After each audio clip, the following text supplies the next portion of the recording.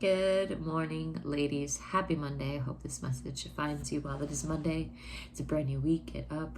I'm exhausted, but it's time to get up. I have to go into the office just today to get some things done for the week, and then I'll be working from the home for a couple days, and then I took off later in the week so I could be with the kids on our vacation week and get some fun stuff, opposed to me just working. However, we're actually at 28 days now, 29 days till school starts here, at least for my in our county areas. So a lot of back to school stuff soon to get and all the busies, but it is all good. I'm here for it. Scout's excited to go back. Actually, so is Jaden, so we can get this going. However, before I get a workout in, because I really do, I need some natural energy, we're gonna hop in 2 Samuel chapters 22 through 24, and we're going to end 2 Samuel today. And verse 1 goes like this. Then David spoke to the Lord the words of Then David spoke to the Lord the words of this song on the day when the Lord had delivered him from the hand of his enemies and from the hand of Saul. And he said, "The Lord is my rock and my fortress and my deliverer, the God of my strength in whom I will trust, my shield and the horn of my salvation, my stronghold and my refuge, my Savior, you save me from violence. I will call upon the Lord who is worthy to be praised, so I shall be saved from my enemies. When the waves of death surrounded me, the floods of the ungodliness made me afraid. The sorrows of Sheol surrounded me, the snares of death confronted me. In my distress I called upon the Lord, and I cried out to my God, and he heard my voice from his temple, and my cry entered his ears. Then the earth shook and trembled, the foundations of heaven quaked and were shaken, because he was angry. Smoke went up from his nostrils, and devouring fire from his mouth, coals were kindled by it. He bowed the heavens also, and came down, with darkness under his feet. He rode upon a cherub and flew, and he was seen upon the wings of the wind. He made darkness canopies around him, dark waters and thick clouds of the skies. From the brightness before him, coals of fire were kindled. The Lord thundered from heaven, and the Most High uttered his voice. He sent out arrowheads and scattered them, lightning bolts, and he vanquished them. Then the channels of the sea were seen. The foundations of the world were uncovered. At the rebuke of the Lord, at the blast of the breath of his nostrils.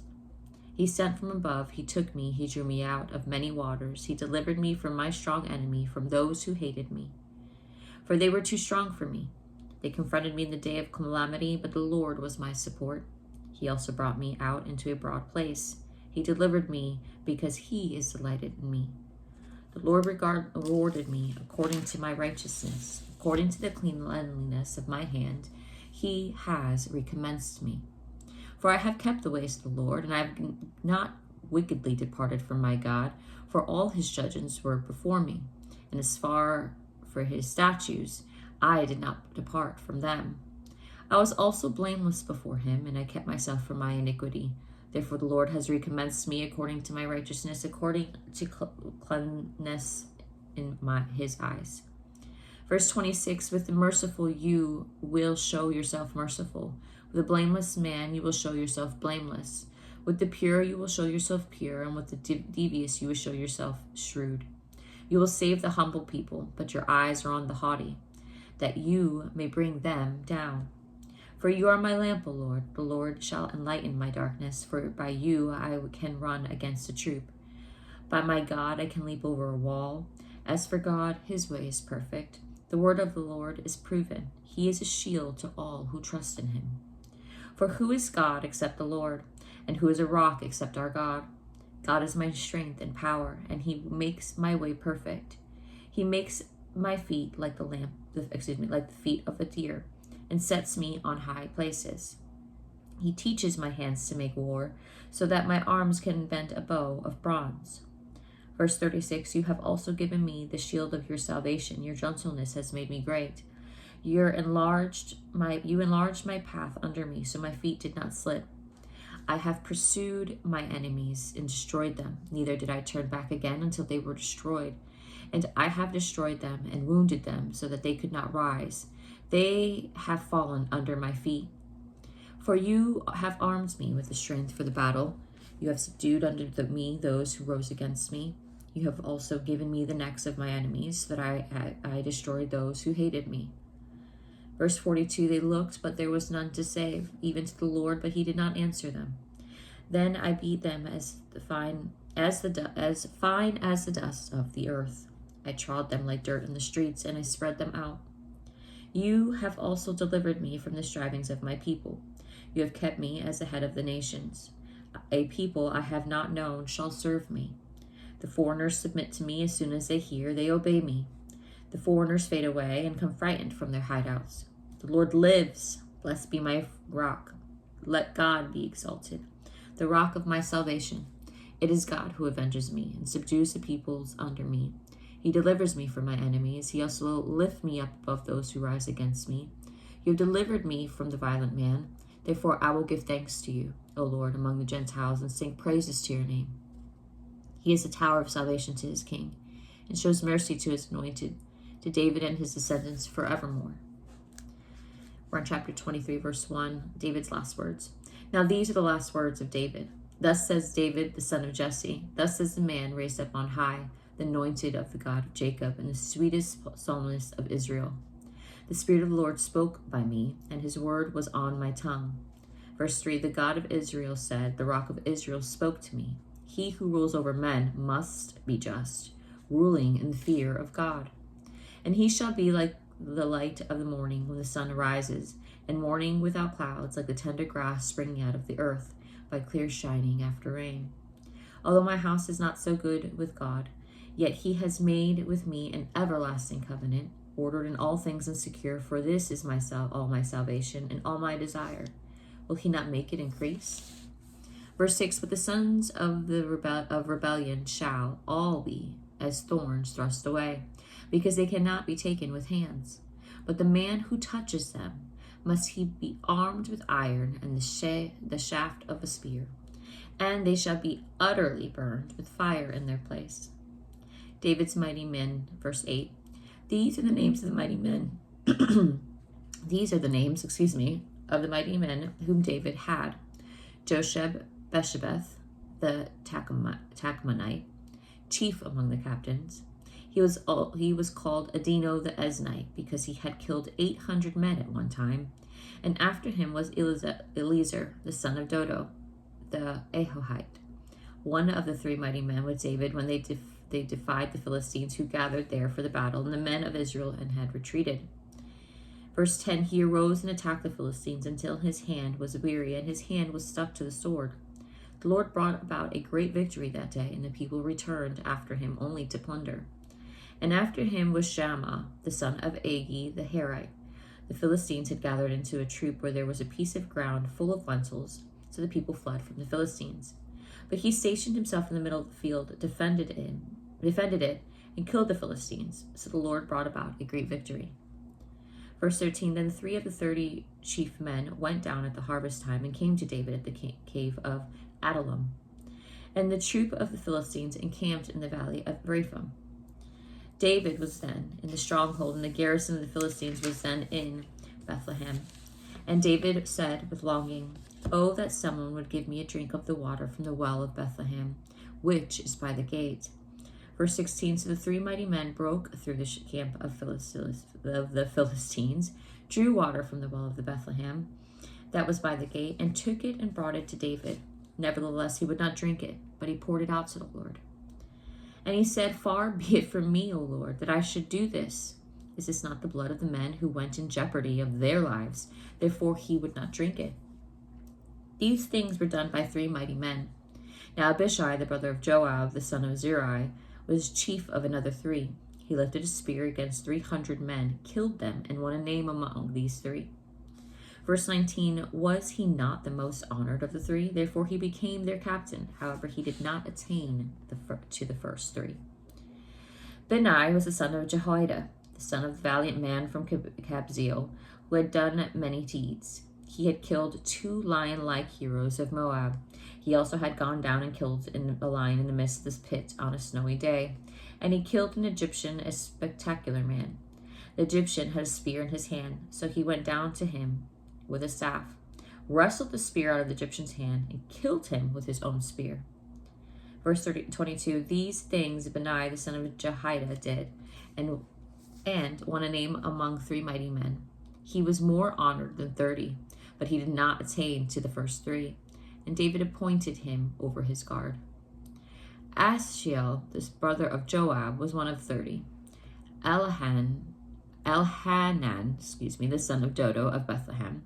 Verse 25, Shammah the Harodite, Elika the Harodite, Heliz the Peltite, Ero the son of Ikish the Tekoite, Ebezer the Anathothite, Mebani the Hishitite, Zalmon the Ohatite, and Mahari the Netophathite. Yeah, sorry if I butchered those words.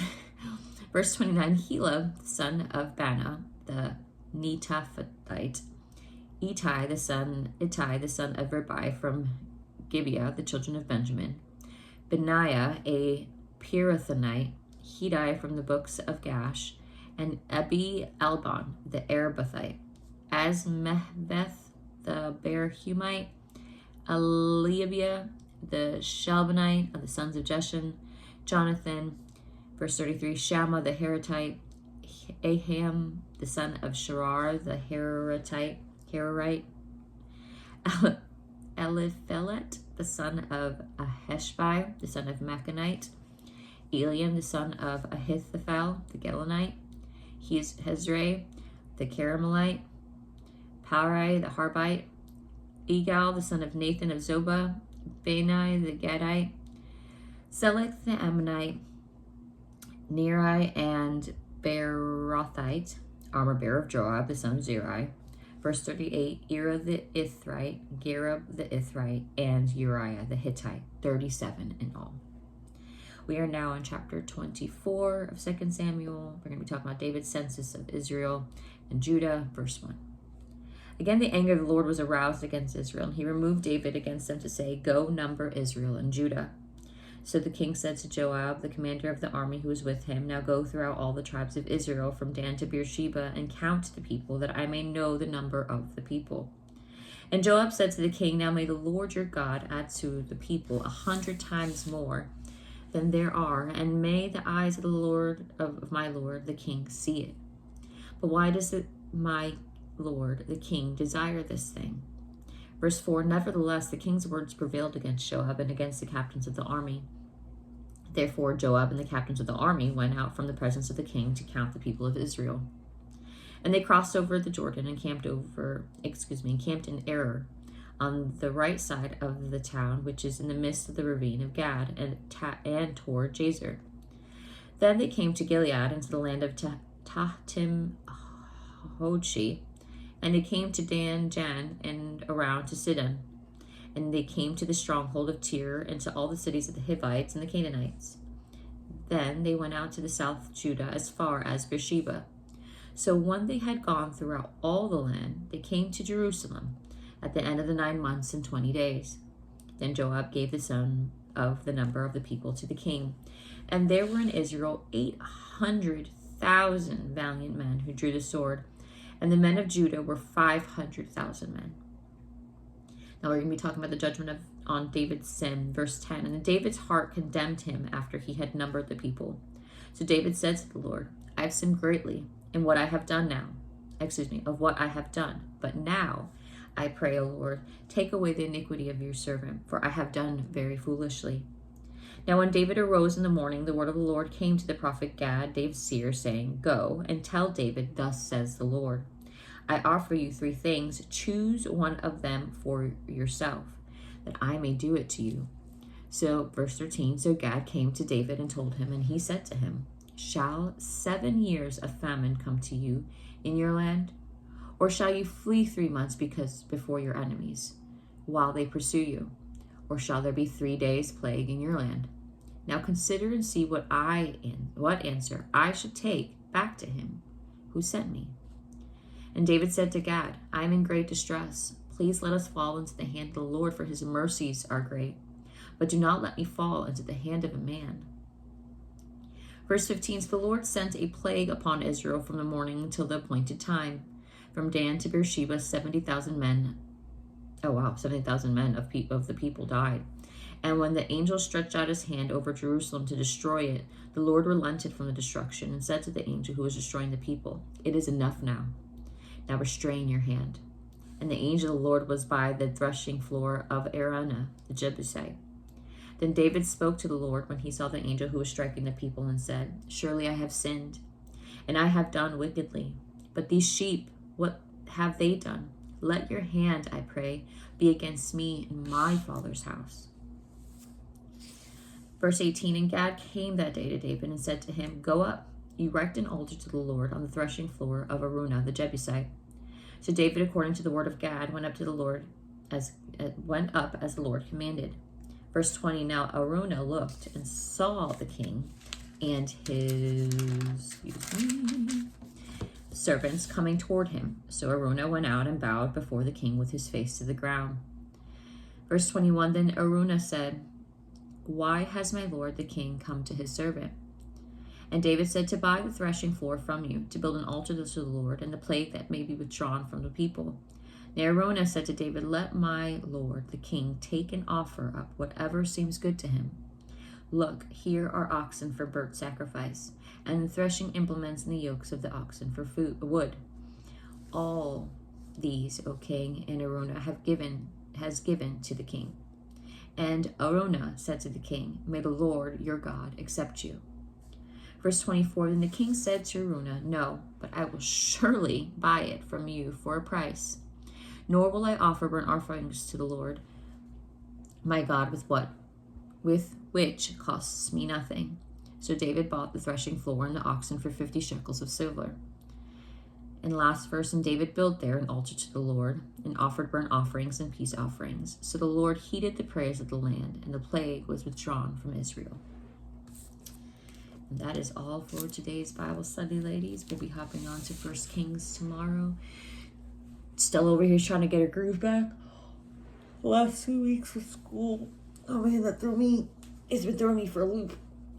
Not gonna lie, 2 courses and work and everything, life and everything else is like I'm trying to manage, which I will.